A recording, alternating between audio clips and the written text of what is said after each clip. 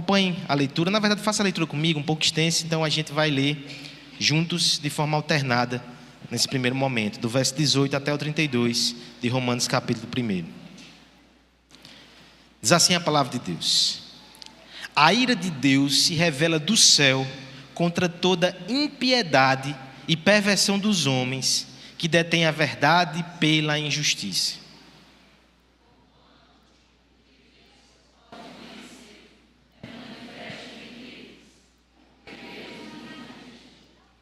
Porque os atributos invisíveis de Deus, assim o seu eterno poder, como também a sua própria divindade, claramente se reconhecem desde o princípio do mundo, sendo percebidos por meio das coisas que foram criadas. Tais homens são, por isso, indesculpáveis.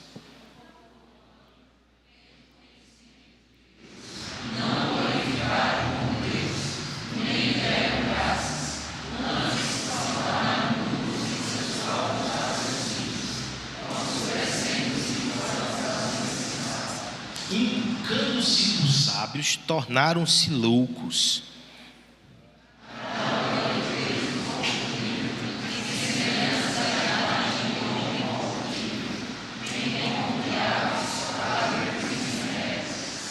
Por isso Deus os entregou tais homens à imundícia, pela concupiscência de seu próprio coração, para desonrarem o seu corpo entre si.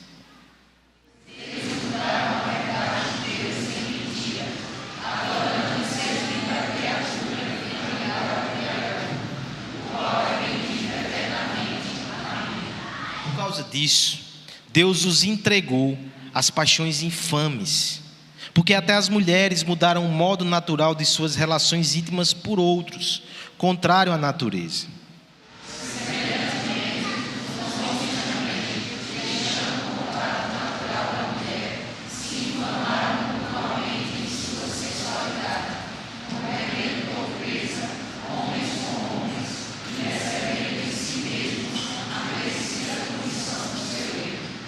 E por haverem desprezado o conhecimento de Deus, o próprio Deus os entregou a uma disposição mental reprovável, para praticarem coisas inconvenientes.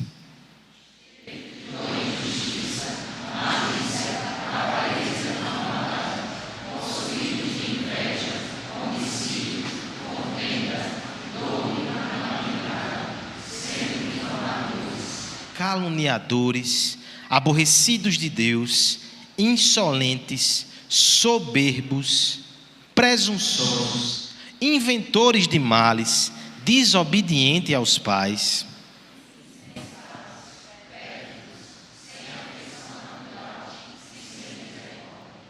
Verso 32, todos juntos. Ora, conhecendo eles a sentença de Deus, de que são passíveis de morte os que tais coisas praticam, não somente as fazem, mas também aprovam os que assim procedem. Vamos orar para que Deus nos ajude a compreender a sua palavra e no meio de um texto tão difícil, também ter graça ministrada aos nossos corações. Ore por você, ore por mim, ore por todos nós nesse momento, para que a voz de Deus seja claramente e poderosamente ouvida por meio da sua palavra. Vamos orar juntos? Pai querido, eu te peço, Senhor, que nessa noite haja uma porção de graça especial para nós nesse momento. Estamos diante do teu texto e pedimos o teu auxílio, Senhor. Que no meio dessas verdades aqui haja instrução para o nosso coração, haja confronto aos nossos pecados, mas também haja graça para a nossa alma. Nós reconhecemos a nossa carência, a nossa dependência, a nossa necessidade. Que o Senhor ministre Cristo aos nossos corações por meio da tua palavra. É isso que nós te pedimos em nome de Jesus. Amém. Haveria alguma doutrina mais incômoda, rejeitada, desprezada e distorcida do que a doutrina da ira de Deus? Para lidar com ela, alguns fazem malabarismo dos mais diversos. Alguns, por exemplo, que rejeitam até mesmo o conceito do próprio Deus, Não fazem, por exemplo, por causa da figura de um Deus bom. Um Deus bom não causa incômodo. Não fazem, certamente, por causa da figura de um Deus misericordioso. Olha, até existem alguns que se levantam contra o Deus misericordioso na academia. Mas, no geral, isso não é um problema. O problema, de fato, que demanda até essa postura de completa negação da existência de Deus, é exatamente um Deus que tem parâmetros, um Deus santo, um Deus que tem uma ânsia de aplicar suas determinações porque Ele é justo, e em especial um Deus que é irado, alguém que tem um desejo fervente de coibir, de punir o mal. Não, isso é demasiadamente incômodo. Alguns, para rejeitar esse último aspecto, lançam-se na empreitada de negar a própria existência de Deus, para não lidar com um Deus que é irado. Mas eu não quero somente ir para esse extremo, tá certo? Porque você pode dizer, bem, isso não faz parte da minha realidade, pelo menos não em mim. Ainda que eu conheça pessoas que militem contra a existência de Deus, isso não me afeta hoje de noite aqui nessa igreja sentado. Só que nós temos outros recursos e artimanhas para tentar evitar o conceito de um Deus irado. Muitas vezes nós tentamos distorcer a própria imagem de quem Ele é, porque não lidamos bem com isso. Tentamos tantas vezes destacar somente uma parte do seu ser, um aspecto de quem Ele é, alguns atributos. Muito se fala em um Deus que é somente amor, somente perdão, somente compaixão. Quantas vezes nós falamos sobre a ira de Deus e parece que queremos esconder essa verdade? Será que nos faria bem afastar-nos dela? Será que seria conveniente no domingo à noite trazer esse assunto à baila? Não, pastor. Fale a respeito de outras coisas. Temos dificuldades com isso. Eu me lembro, por exemplo, de C.S. Lewis, em um dos seus escritos, quando ele vai citar um pensador, e ele vai dizer para esse pensador: Deus não é irado, o seu juízo é muito mais como um emaranhado de fios expostos numa parede, e eu me atiro contra ela, eu me machuco, eu me firo, mas porque eu fui contra. O emaranhado de fio, ele não é passional, ele é estático, ele está ali. Eu tive problemas porque eu fui de encontro a ele. Acontece que essa não é a figura da palavra de Deus. O nosso Deus se importa, o nosso Deus se ofende, e o nosso Deus se enfurece contra o mal, inclusive o mal que praticamos.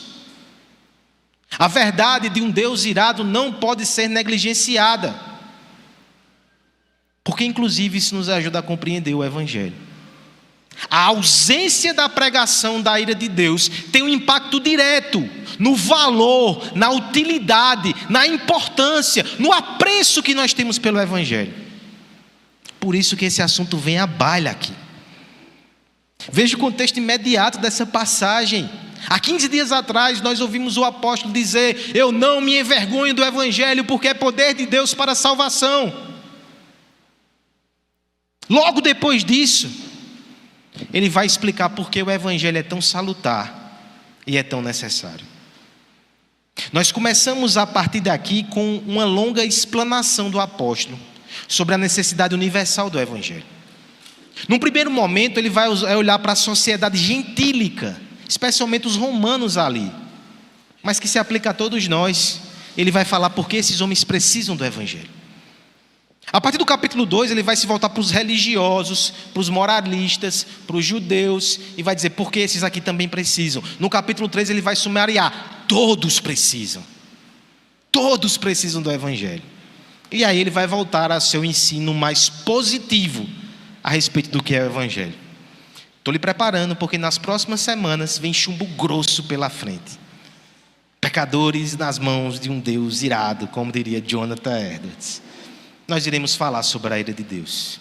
E o que iremos falar nessa noite é que a ira de Deus não é somente uma doutrina para o fim. Será que essa não é mais uma forma de a gente evitar lidar com isso? Eu não nego a existência de Deus, não chego a tanto. Eu não nego a pessoalidade de Deus, como esse conceito da parede emaranhada de fios. Eu não nego ou pelo menos não escondo esse atributo, ele existe. Mas muitas vezes nós o adiamos somente para o fim. A ira de Deus é algo com que os pecadores vão ter que lidar no final das suas vidas. Isso é verdade em parte, tá certo? Existe um juízo separado para o final da trajetória humana nessa terra. Mas o apóstolo Paulo vai nos dizer nessa noite que o juízo de Deus é uma realidade presente. A ira de Deus está entre nós. Chega difícil de dizer, né? A ira de Deus está entre nós, ativa, dinâmica, pulsante, agora. Mas pastor, na igreja, a ira de Deus está entre nós. E eu vou lhe explicar um pouco melhor sobre isso a partir desse texto, tá certo? Basicamente nós veremos duas coisas aqui. Primeiro, o que é que provoca a ira de Deus, versos 18 até o verso 23. E depois a extensão até maior, a segunda pergunta que será respondida nessa noite pelo apóstolo, é como a ira de Deus se manifesta. Versos 24 até o 32. O que provoca a ira de Deus e como ela se manifesta. A ira de Deus é uma realidade presente, não somente para o final. Nós precisamos responder essas duas coisas.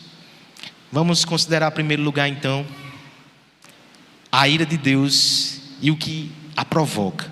Versos 18 a 23, eu peço que a igreja leia esse texto nesse momento, por favor. A ira de Deus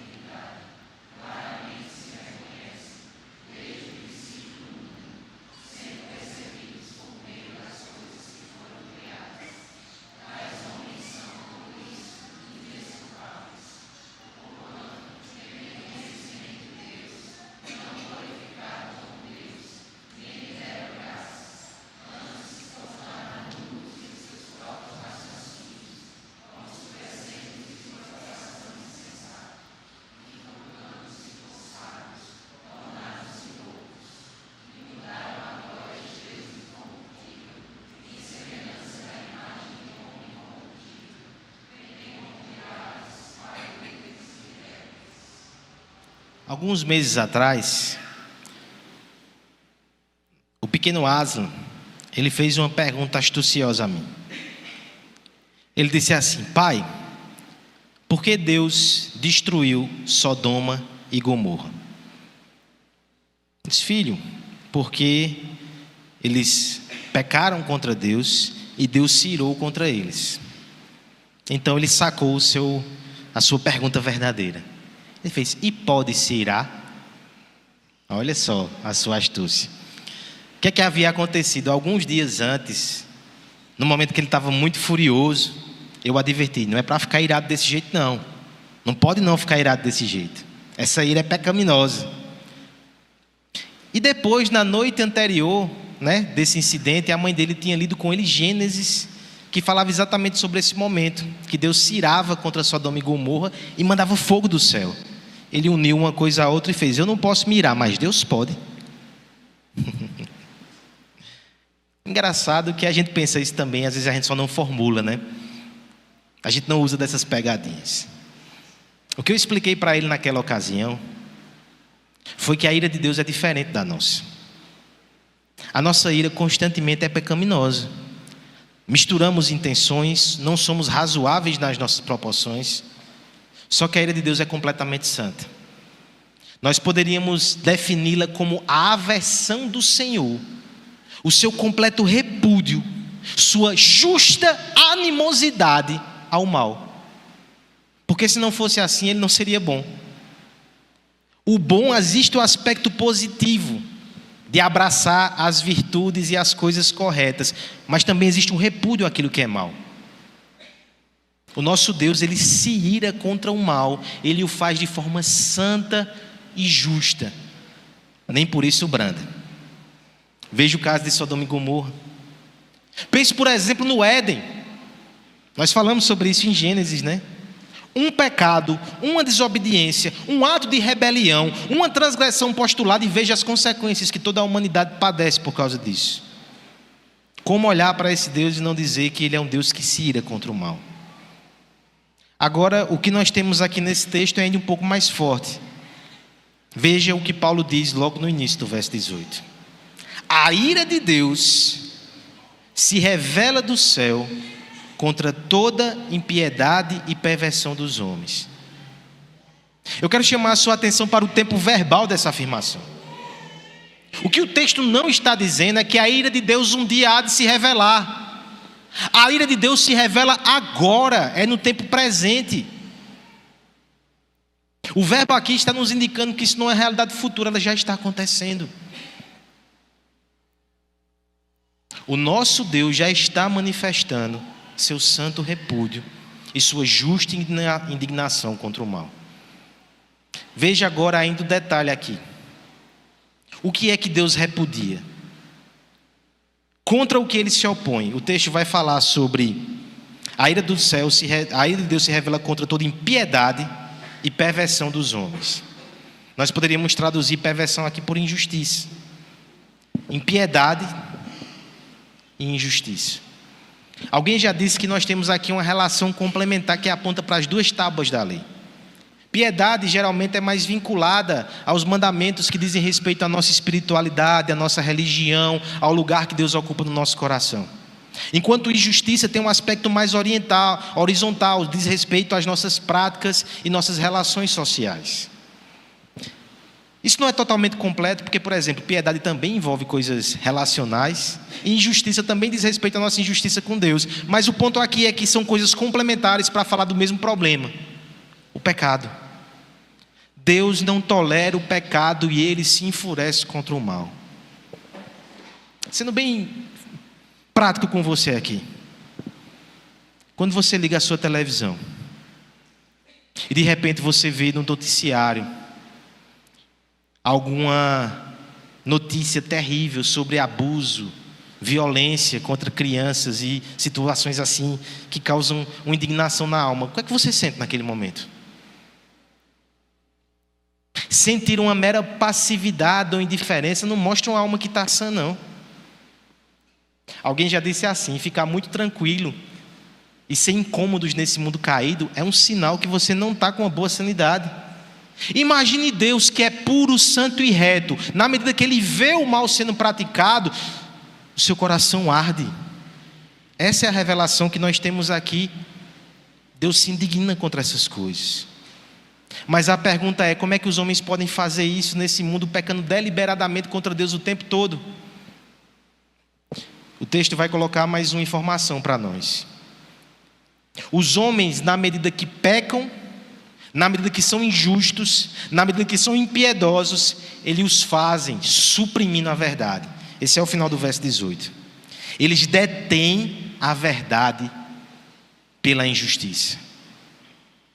Alguém já explicou que essa ação aqui de deter poderia ser parecida com alguém que está recebendo uma pressão e ele tenta se esforçar para que a porta não seja aberta. Ou então, talvez uma ilustração mais simples. Imagine duas crianças brincando de forma muito saudável numa piscina, e o menino está brincando de afogar o seu irmão até o limite da sua respiração.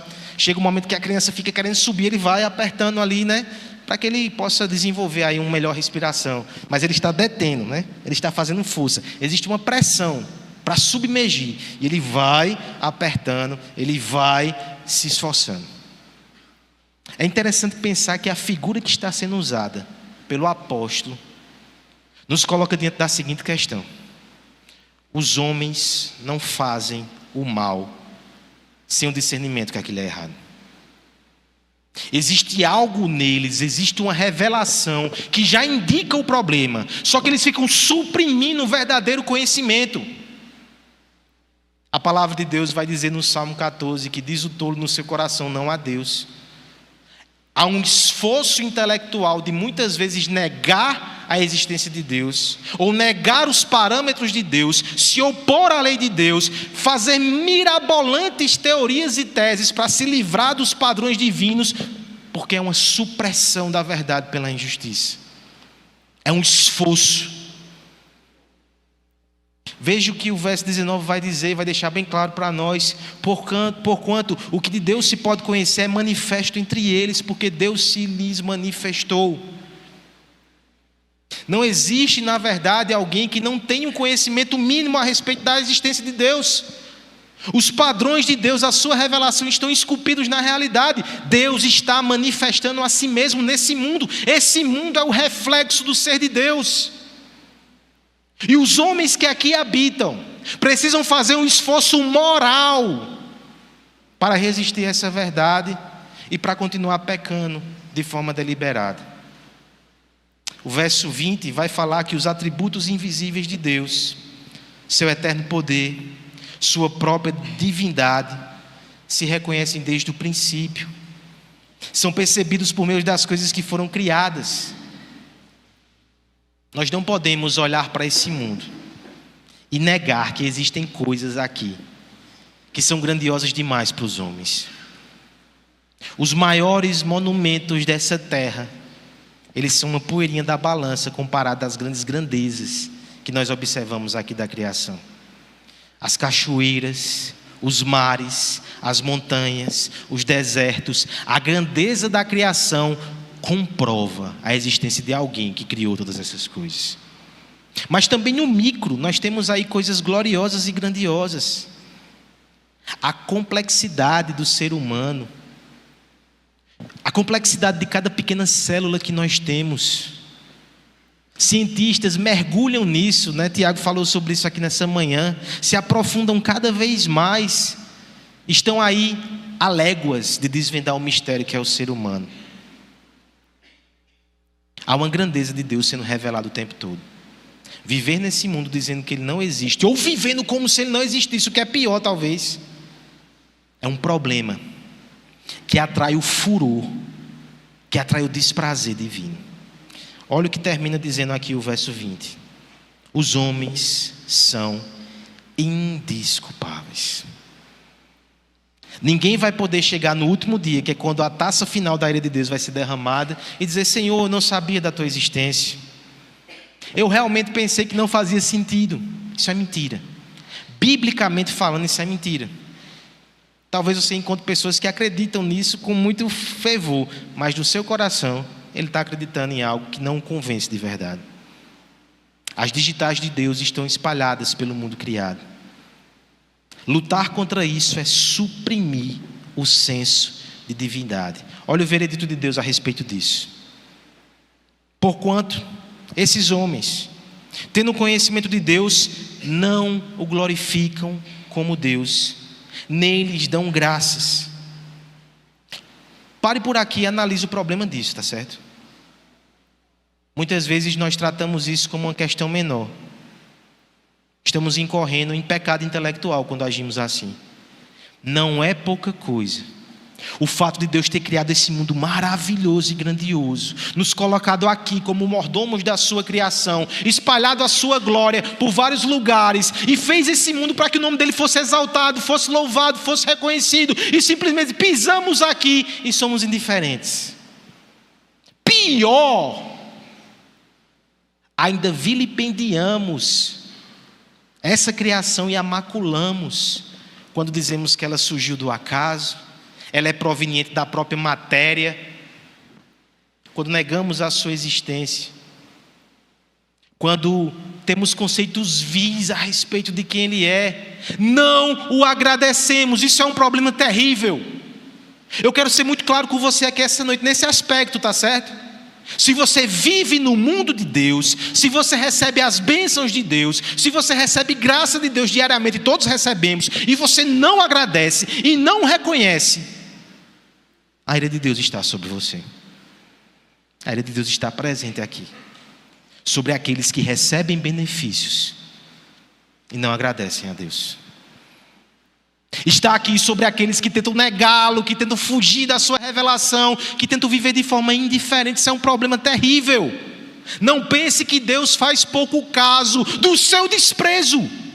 Essa é a palavra. Você está desprezando o Senhor. A partir do verso 21, o apóstolo vai descrever o processo de degradação dos homens. Eles se tornam nulos em seus próprios raciocínios. Parece que ele está com um compêndio aqui de filosofia.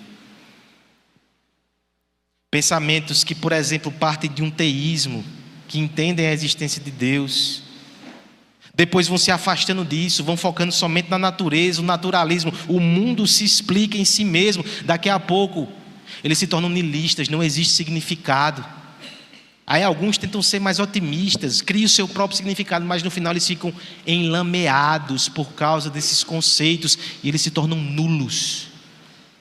Os homens não conseguem mais definir nem o que são.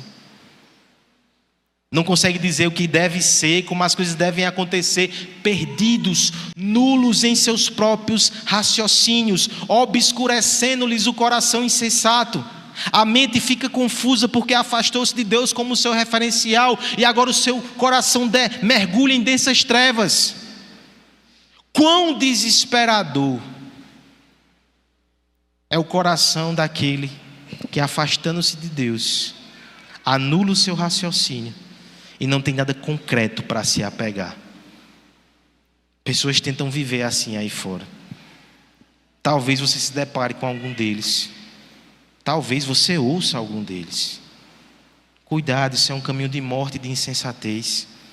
O veredito da palavra é outro, verso 22. Inculcando-se por sábios, tornaram-se loucos. O que Paulo está fazendo aqui é olhar para a sociedade romana, seus conceitos, suas filosofias, seus princípios, seus compêndios, seus pensadores, suas práticas. Ele olha para esse mundo e diz: estão todos perdidos, loucos, tolos e nulos. Estão debaixo da ira de Deus. Olha o último degrau disso, verso 23. Mudaram a glória do Deus incorruptível em semelhança da imagem de homem corruptível, bem como de aves, quadrúpedes e répteis. O passo final dessa escalada aqui do apóstolo é quando os homens, suprimindo o conhecimento de Deus verdadeiro, tornando-se loucos nos seus raciocínios, obscurecendo o coração, pegam partes do mundo criado e dão a ele o nome de divindade. Os ídolos são tentativas inúteis de aplacar a consciência, porque os ídolos são menores do que os homens. Sendo menores do que os homens, nós conseguimos os manipular. Que engano! No final nós nos sujeitamos a coisas pequenas e menores. Talvez você esteja longe aí das imagens que o presbítero Michael usou aqui, na verdade apontou em Isaías. Mas sempre que nós nos sujeitamos à criação ao invés do Criador, nós acabamos sendo escravizados por coisas que são menores do que nós. Deus nos fez a sua imagem para render graças a Ele, para dominar sobre a criação. E nós pegamos a criação e fazemos deuses à nossa imagem, nos tornamos escravos. Tem pessoa que é escravo de notas na sua carteira, ou de dígitos na sua conta bancária, no seu Pix. Ninguém usa mais dinheiro físico. Coisa tão pequenininha, né? Mas a pessoa mata e morre por aquilo. No final, aquilo tornou-se fonte da sua satisfação e da sua confiança.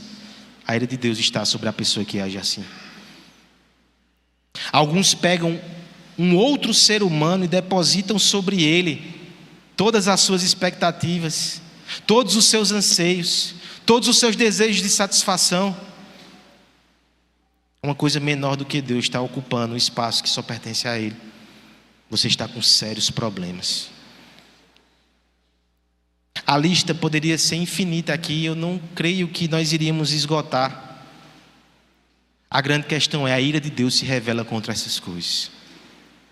O que nós podemos extrair para nós aqui de lição urgente? Primeiro, veja como o Evangelho é necessário. Quando a gente pensa em termos de comparação com os nossos dias, a gente vê isso ao nosso redor. A gente vê os homens mergulhados em iniquidade, A gente vê conceitos aí que tentam negar a divindade. Nós vimos ingratidão o tempo todo. Mais uma vez eu apelo, talvez você não seja o ateu, talvez você não seja o idólatra reconhecido, mas e o ingrato, será que você não é?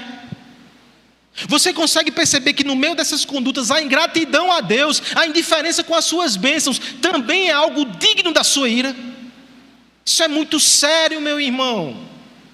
Isso é uma coisa que deve causar incômodo em cada um de nós. Senhor, me livra dessa ingratidão e dessa indiferença, que eu viva para Ti, que eu seja agradecido, que eu reconheça a Tua grandeza. Não me deixe flertar com essas coisas. Já pensou como é sério, mesmo crentes, a gente permanecer com certas coisas dentro de casa e do coração que atraem a ira de Deus? Meu irmão, cuidado com isso. Permitir certas práticas. Por certas práticas, deixa eu ser claro. Quantas vezes nós não temos a prática de como família agradecer a Deus? Quantas vezes nós somente murmuramos como família? Quantas vezes nós não nos importamos em estar na casa de Deus? Tudo isso é o tipo de coisa que atrai a ira do Senhor. Vai na contramão do seu propósito de criação. E Ele não vai deixar isso assim mesmo. Esse não é o nosso Deus. Ele se ira contra tais coisas. Eu me lembro, por exemplo, do apóstolo Paulo em Efésios, capítulo 5. Quando ele vai falar sobre certas coisas que até falar a gente se envergonha. Falas imorais, impureza, palavras torpes. E ele vai dizer, não se deixe enganar. Sobre essas coisas vem a ira de Deus. Como é que vocês estão permitindo isso dentro de casa? Como é que vocês estão permitindo isso dentro do povo de Deus? Nós devemos aprender pela palavra aquilo que desagrada ao Senhor. E nós devemos pedir um coração que se desagrada dessas coisas também. E sabendo como elas são profundas, como elas são diversas e como elas estão ao nosso redor o tempo todo, eu quero te dizer que é por isso que a gente precisa do Evangelho. Porque se fosse por cada um de nós tentando nos livrar de todos os resquícios de injustiça e impiedade, nós ficaríamos neuróticos e desesperados e nós não conseguiríamos. Nós precisamos de alguém que resolva esse problema por nós. A ira está derramada, mas existe alguém que, como para raios, coloca-se entre nós e a ira de Deus. E é o único caminho. A única esperança é que alguém se coloque entre nós e essa ira. A única esperança é se você encontrar abrigo e proteção no Filho de Deus. Aquele que teve uma vida perfeita, sem impiedade, sem injustiça. Aquele que não suprimiu o conhecimento do Senhor, mas foi arrastado por Ele. Ele se entregou por nós. É por isso que o Evangelho é tão importante. Qualquer familiar seu que não esteja debaixo dessa proteção, ele está debaixo da ira de Deus. Isso é sério, mas precisa ser considerado por cada um de nós. Não ignore essa realidade. A ira de Deus se manifesta contra todo pecado, impiedade, injustiça e supressão do conhecimento de Deus. Como essa ira se manifesta? Aqui está uma questão importante. Muitas vezes nós não sabemos como ela se manifesta e nós pensamos que Deus não está agindo. Veja o que o apóstolo diz a partir do verso 24. Vamos ler alternado, porque são alguns versos aqui. Por isso Deus os entregou tais homens à imundícia, pela concupiscência de seu próprio coração, para desonrarem o seu corpo entre si.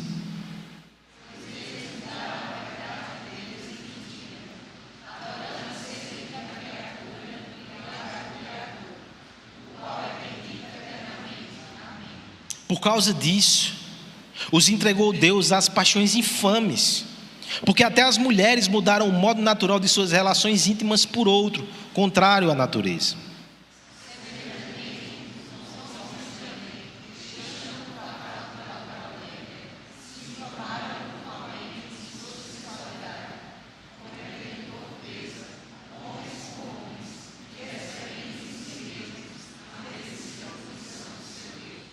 e por haverem desprezado o conhecimento de Deus, o próprio Deus os entregou a uma disposição mental reprovável para praticarem coisas inconvenientes.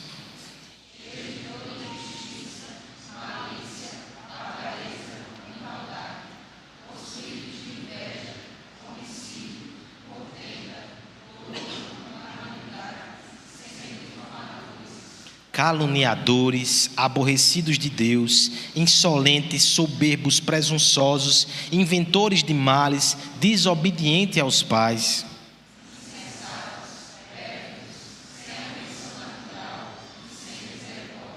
Ora, conhecendo eles a sentença de Deus, de que são passíveis de morte os que tais coisas praticam, não somente as fazem, mas também aprovam os que assim procedem. Quando pensamos em ira, muitas vezes pensamos em alguém que se exalta, se exaspera e vai agir. Às vezes abruptamente, desproporcionalmente, mas é assim que a gente pensa a ira. Agora, novamente, eu lhe levo à seguinte reflexão: isso é o nosso padrão humano. E de fato, muitas vezes, quando somos nós os irados, é assim que procedemos.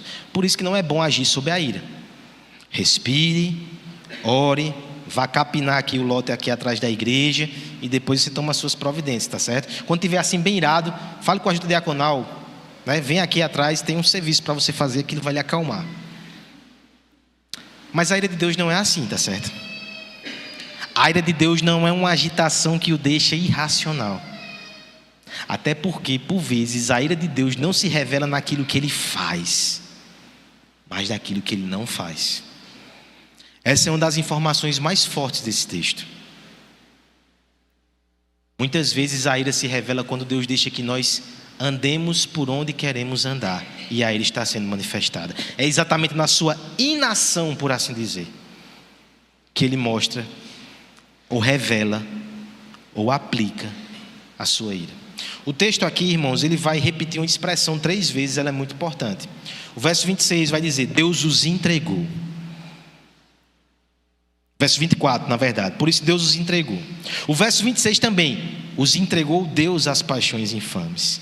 E por fim, no verso 28, novamente, o próprio Deus os entregou a uma disposição mental reprovável. São 3 coisas aqui que a gente vai considerar rapidamente, tá certo? Como é que Deus manifesta a sua ira entre os homens? Primeiro, verso 24, Ele os entrega à imundícia e à concupiscência.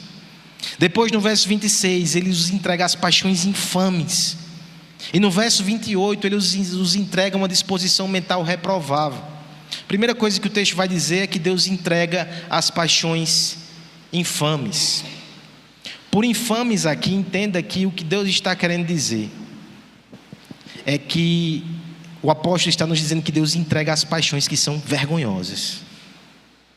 São coisas que fazem corar o rosto, mas Deus entrega. Esse é o juízo e a sentença de Deus. Por que Ele o faz? Por isso Deus entregou tais homens à imundícia, verso 4, pelas concupiscências de seu próprio coração, para desonrarem o seu corpo entre si, porque eles mudaram a verdade de Deus em mentira, adorando e servindo a criatura em lugar do Criador, o qual é bendito. Amém. A sentença de Deus é a seguinte: aqueles que o desonram, comparando-o às coisas criadas, Ele vai permitir que esses homens se desonrem através da concupiscência e das suas imundícies. O que o texto vai fazer aqui de forma muito séria, irmãos, é uma relação que nem sempre nós percebemos, mas ela está sempre presente. Eu faço um desafio para você, talvez indigesto. Procure seitas, em geral, bem bizarras. Esses dias nós tivemos aí umas notícias aí lá para o lado de Manaus, umas coisas altamente aberrantes. Mas geralmente você vai perceber que junto com a religiosidade, você tem práticas sexuais absurdas. Isso caminha junto desde os primórdios. Porque há uma relação de causa e efeito aqui. Todos aqueles que desonram Deus a partir da sua idolatria, a ira de Deus vai operar fazendo com que eles desonrem a si mesmo. Você consegue entender o princípio aqui? quando se ofende Deus com conceitos religiosos inadequados, Ele permite que a gente ofenda a nós mesmos por meio de paixões infames, por meio de imundícia e concupiscência. Essa é a realidade de um mundo sobre a ira de Deus. Nós temos falsas religiões, nós temos idolatria, nós temos conceitos impróprios sobre Deus e nós temos imoralidade que acompanha essas coisas. Em tudo isso, Deus está demonstrando a sua ira. De alguma forma, eu quero que, seguindo esses 3 princípios, você tenha um termômetro espiritual. É doloroso pensar que o nosso país, ele vai seguindo por caminhos tais. É interessante pensar que muitas vezes não é o desinteresse religioso que vai produzir decadência moral. A palavra de Deus nos diz que a idolatria produz decadência moral. É a consequência de uma religiosidade distorcida que vai produzir depravação. É isso que o texto está dizendo. Segunda entrega, que eu até troquei aqui, eu falei de paixões infames ontem, mas porque o conceito é parecido, né? Aqui, a coisa fica ainda mais forte, mais clara, mais nítida, mais controversa. Por causa disso, o que acontece? Eles mudam a verdade de Deus em mentira, eles não adoram a Deus, eles não glorificam a Deus, como eles preferem acreditar na mentira do que na verdade. Olha o que acontece no verso 26, Deus os entrega às paixões infames. Ele primeiro vai mencionar que até as mulheres mudam o modo natural de suas relações íntimas por outro, contrário à natureza. Basicamente aqui nós temos alguma discussão, mas no geral esse contrário à natureza, o paraphysis, essa expressão grega no primeiro século, ela se refere a práticas homossexuais, tais quais os homens aqui. Para fins de argumento, o apóstolo começa falando das mulheres. E aqui talvez tenha um raciocínio que a gente consegue compreender. Quando nós paramos para pensar, por exemplo, numa sociedade como o Império Greco-Romano ali, que a prática homossexual entre os homens era validada e aceita, né? Os homens orgulhavam-se disso, imperadores e filósofos e pensadores tinham seus casos ali. Muitas vezes se propagava até o seguinte: com a mulher você se relaciona para fins de convenção e reprodução, mas o verdadeiro prazer dos homens está em outro homem. Existia esse tipo de pensamento vigente. Mas nos parece que nessa sociedade as mulheres também eram relegadas a um segundo plano. Os homens estavam no epicentro aí até dessa depravação. Sabe o que o apóstolo está dizendo? Chega um ponto que até as mulheres entram nesse caminho. Até elas são atingidas e alcançadas por essa distorção de pensamento. E no momento que você usa esse termômetro e pensa, por exemplo, que até em sociedades patriarcais ou com traços patriarcais, a perversidade sexual, a distorção também chega nas mulheres, você percebe que as coisas estão andando num processo acelerado de castigo divino. Paulo vai usar esse argumento aqui. Até as mulheres trocaram as suas relações, semelhantemente os homens que também o fazem. Você percebe que muito aqui do que nós propagamos hoje enquanto sociedade de liberdade sexual, de aceitação e, na verdade, de rejeição aos padrões judaicos cristãos, essa moral arcaica que nos sufoca, que é tacanha, esse processo de desconstrução, de liberação, no final, ativamente, a ira de Deus está sendo derramada. O termômetro espiritual nesse momento fica bastante preocupado. E a aplicação aqui, ela é bem simples.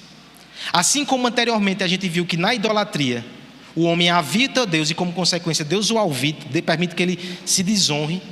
Aqui a ideia é, se você também prefere a mentira no lugar da verdade, a consequência é que Deus vai lhe entregar essas mentiras.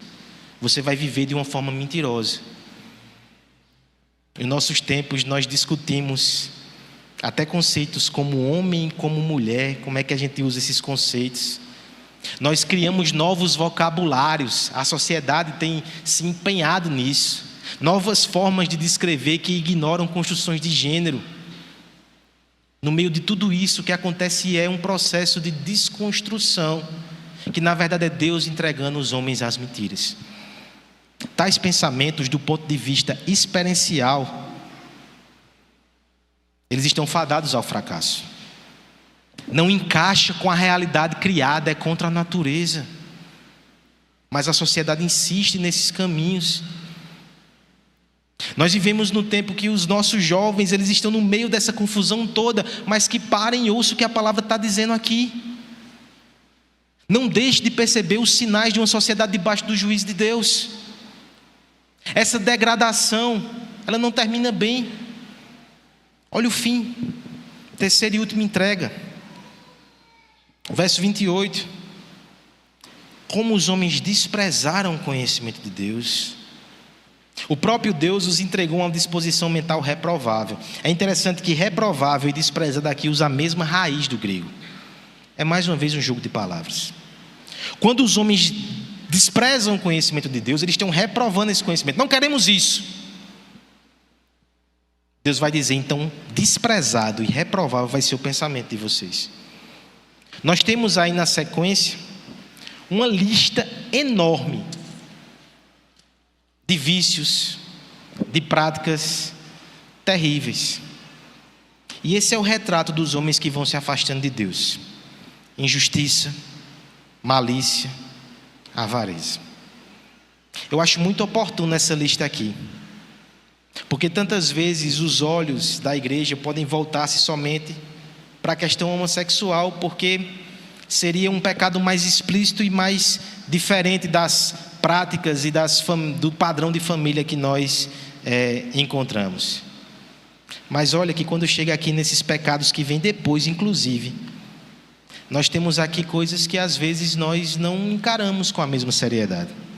Avareza. O avarento também é alguém que faz parte de um processo de degradação moral. O avarento. Olha outras coisas aqui, ó. Invejosos. Às vezes a gente não encara isso como parte de um processo de afastamento de Deus. Mas é isso que a palavra está dizendo. Inveja, contenda. Pessoas que adoram viver emoções a partir da briga de irmãos, né? Pessoas que têm a vida vazia e precisam, né, de alguma forma estimular certas contendas no meio do povo de Deus, para que a vida deles seja emocionante. Uma vida assim, marcada por isso, é uma vida de degradação moral que está debaixo da ira de Deus. Tantas coisas nós temos aqui: calúnia, presunção, desobediência aos pais. Preste atenção, crianças. No meio de tanta coisa terrível está a desobediência aos pais. Olha como Deus leva a sério esse pecado. E olha como você deve fugir. Aqui eu abro um pequeno parêntese para os pais, tá certo? Encare a desobediência dos filhos como Deus encara. Junto com todas essas práticas terríveis aqui, nós deveríamos nos alarmar quanto a isso. E deixar o seu filho seguir na desobediência, na verdade, é pedir para que a ira de Deus seja derramada sobre ele. Lutar contra a desobediência dos nossos filhos é lutar para que eles saiam desse lugar de maldição, junto com todos os outros pecados aqui, sem afeição, sem misericórdia.